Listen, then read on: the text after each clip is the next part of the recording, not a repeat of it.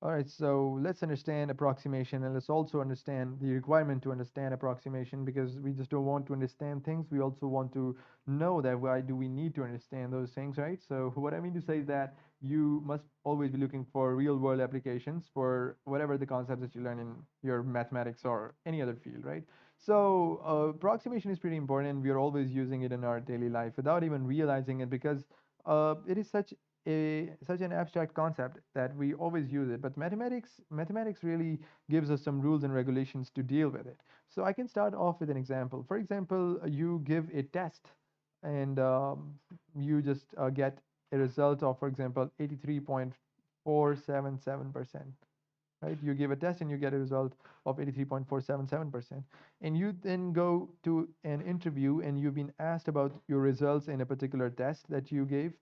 And you just tell them, yeah, I got 83.477% in in that test, and they're appreciating you for that, and you get an admission to, for example, some college on the basis of that. So you told them this result, but when you go back home, one of your friends asks you that, hey, what result did you get in that test? And you tell them, yeah, I got 83%, right?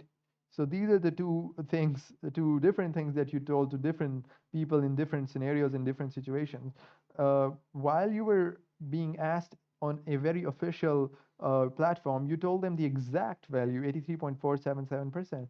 But to a friend, it doesn't matter you whether say 83% or 83.477%. So in order to save time and not to be very precise, because if you tell your friend that, oh, I got 83.477%, he would feel like you're trying to be very stressful in it and you're just trying to prove that, yeah, you got that extra 0.477% as well. So you just don't want to sound that rude. You just say, yeah, around 83%, right?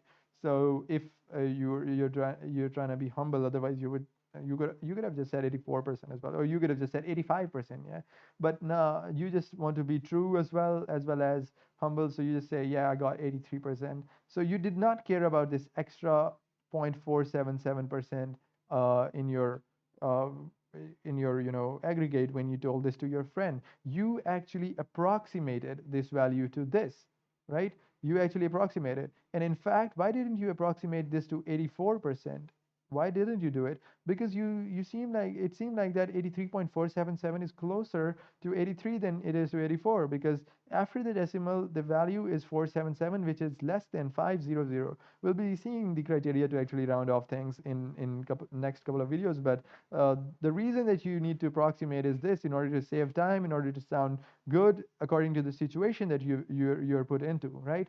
So this is why we approximate things. We are always approximating things. Like for example, if you ask me what's my weight or what's my mass, yeah, I would say, yeah, it is around 60 kgs or 63 kgs, something, it fluctuates around that. And when my physician or my doctor asks me what's my mass, I would tell him that, yeah, it's 63.5 kgs. So whenever something, matters more, we try to signify the thing greatly by putting the decimal values. When the situation is something like that, it doesn't matter if we want to put decimal places or not, or if it doesn't matter much, then we approximate things to shorter values so that it is easier for the listener to understand. So that is the reason we actually got the concept of approximation in mathematics.